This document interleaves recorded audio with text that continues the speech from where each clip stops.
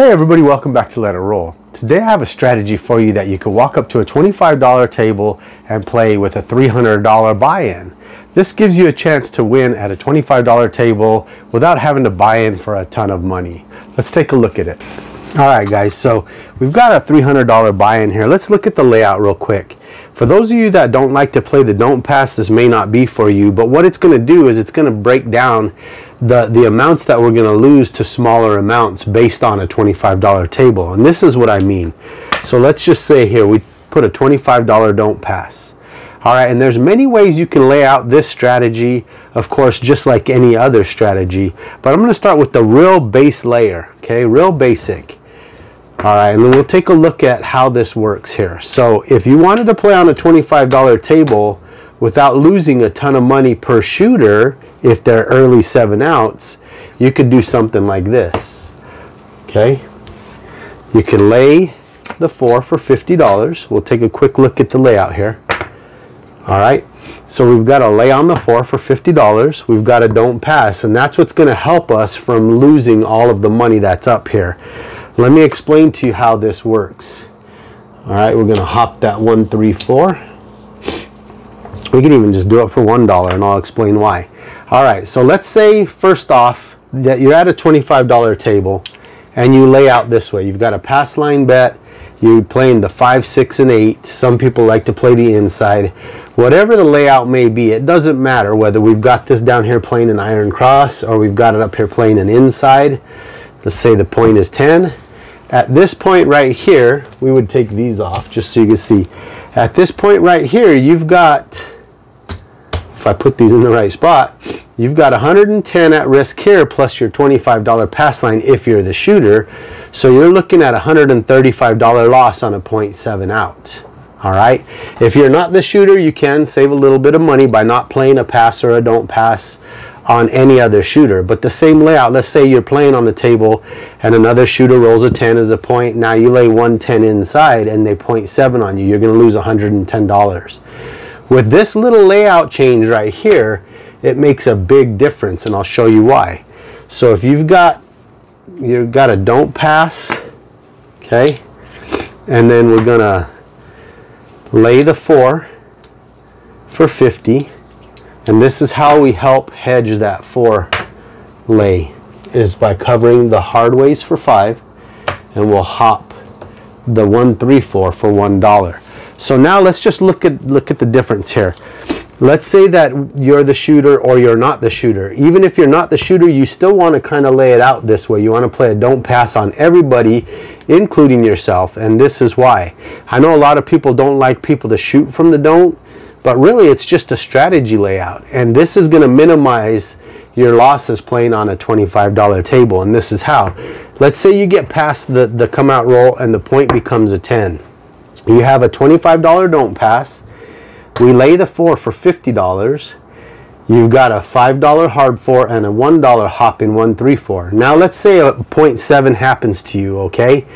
So let's say you throw the point. Now you get the dice back. You throw the dice and it's a 7. So instead of losing that 110 or 135 like I showed you previously, what would normally happen on a $25 table, now what would happen with a 0.7 is this don't pass would get paid $25. This 4 would get paid $25. So really all you're losing is this right here. So instead of losing 110 or 135, you're only going to lose $66 on a 0.7 out. So that's why I'm just showing you the layout first here. And now we'll start talking about some of the ways you could play this strategy just by hedging with the don't and a lay bet. I'll show you the way it works, the way it wins and the way it loses. Alright, so this will be the original layout. If you walk up to a $25 table with as little as a $300 buy-in, oops, you're looking at only losing $66 on a 0.7 out. So that gives you basically 5 shooters on a $300 bankroll. But let's look at this and how it plays out, okay? So some of the pros and cons of this strategy is, of course, the cons are you're not going to win that much money when you throw a 5, 6, or an 8. okay? Because you're going to lose 25 in the field. You'll win 35 for these rolls, and you'll lose 25, so you're only going to win 10. But you also have to minus this $1, so you're actually going to win $9 if you throw a 5, 6, or an 8, because we're going to play that every time. All right, so if you throw, like I said, if you throw the 7, you saw what would happen there. If you throw a 4, this is the thing that happens with the 4, okay? Let's say you throw a 1, 3, 4. All right, so you're going to definitely lose this because you lose a lay bet on that. All right, so this is lost, but you're going to get paid 15 for this. All right, you're going to lose this also. You'll lose the hard way. Okay, so you're going to lose $55 if you throw a 1, 3, 4, but you're going to win 15 and you're going to win 25. So you're going to win $40 and you're going to lose 55. So you are going to go backwards $15 if you throw a 1, 3, 4. The other thing you can do at that point, if you don't want to go backwards anything, is throw a $2 hopping bet. The problem with that now is if you hop for $2, if you throw a 1, 3, 4, you're going to win an extra $15 here. Okay, so you're going to win $55 and lose $55. So you'll break even if you're hopping it for $2.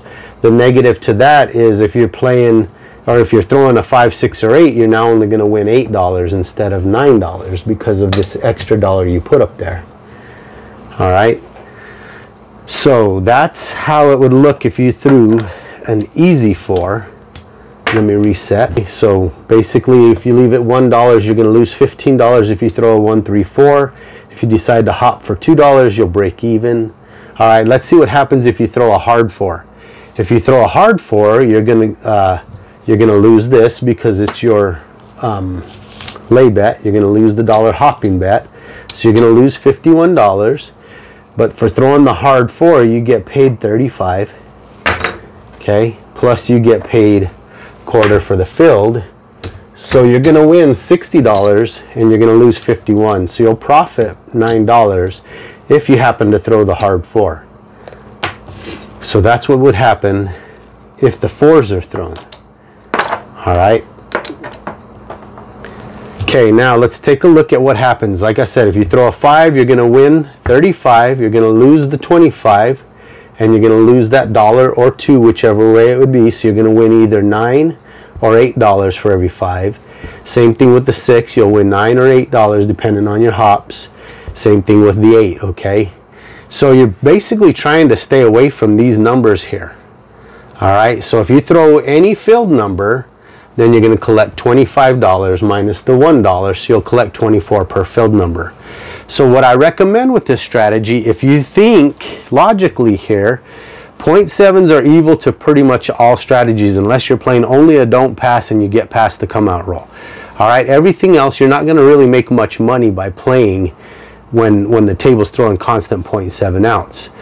The good thing, like I said, is you're going to only lose $66 on a 0.7 out here. So what I would recommend with this layout here is at least press for 2 times before you start collecting. And that's how you can win with this strategy. So let's look at that. Let's say that, for example, we throw a 9. You're going to get paid $25. So what I would personally do right off the bat, okay, you get paid $25. I would personally go ahead and bump up my 6 and 8 right away to $42. Okay, so now you make $1. So now if a 7 is thrown on the second roll instead of a 0.7, you're still going to lose $65 because I gained that $1, but I pressed the rest of my profits. All right, but let's say we get past that second roll and it goes to the third roll. All right, and let's say it hits a 6 or an 8 now. Okay, and this would be the best scenario, is if it hits a filled bet first instead of a 5, 6, or 8. All right, but let's say it hits a 6 or 8 now. We're going to get paid $49, but we're going to lose $25. All right. So let me show you here with the 49. Okay, so it's a $49 win. Okay. Now when you put your 25 back in the field, this is what you have left. You've got $24 left. So now you could take this 5 up to 35 and you could rack this. All right. So now you got that $1 that you had from the previous roll. So you've got $15 that you've made on this hand. So on the fourth roll, if a 7 is thrown, you're going to have to minus 66 minus 15. So I'll put the number up here on the screen, what you would have at that point if you threw the 7 on the fourth roll. All right. Now, the thing is that here is where you're set up to start making some money. At this point, you can do what you want from here. You could stay in the field because you're collecting basically $25 for every roll, pretty much, other than minusing your hot bet. All right, or unless a 4 is thrown, but I've already shown you that scenario. So after 3 rolls, if your first 2 rolls are filled numbers, you'll be set up like this. All right, and now you'll be collecting a green chip on every single roll after 3 rolls. All right.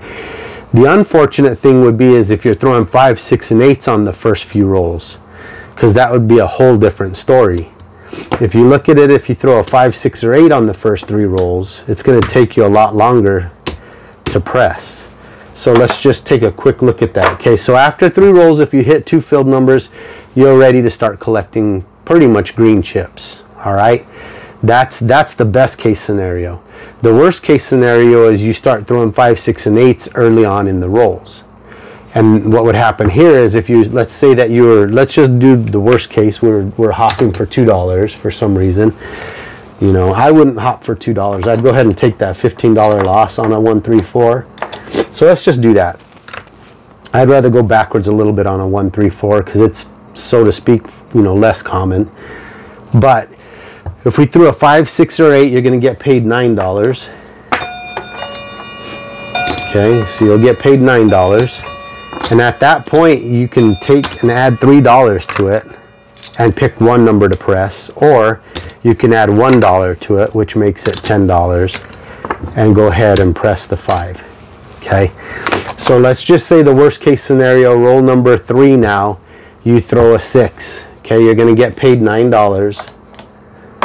All right, and at that point, you would need to add $3. All right, and then that would take this to 42. So now you're at 35.42. And then the final worst case scenario is you throw an 8. You're going to get paid $9 in the same scenario. You got to add 3 to get this to 42. All right, so it's going to take you 3 rolls to cover all 3 of these numbers to where you start collecting green chips. All right, so that would be the worst case scenario, is to throw the numbers that aren't at 42 yet for the first 3 rolls. Okay, so it's going to take you, I believe, 5 rolls now to start collecting green chips. All right, but either way, the bottom line is you're only going to lose $66 on a 0.7. And then after that, if it's these numbers, you'll lose a little more because you're adding to your bets. But if it's filled numbers, then you'll start losing a little less after each roll, up to 4 to 5 rolls. So this is going to take you 4 to 5 rolls before you actually start collecting some money. So that's the risk, the give and takes you got to play with craps. Every strategy has holes in it. Every strategy has weaknesses in it.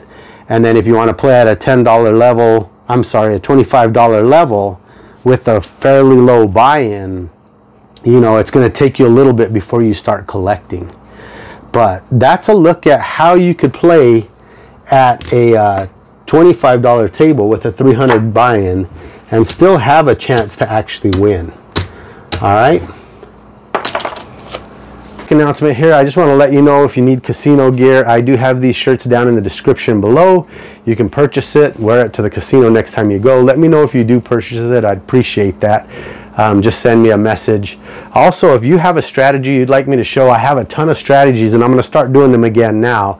I just wanted to show this because there's a lot of $25 tables out there. But I have a bunch of strategies. I'm going to start pulling them back out of my email address and start putting them on here for you. I used to do it all the time, and then I got busy at work. I stopped posting videos. But I'm going to start digging into all of those and start putting them out for you guys.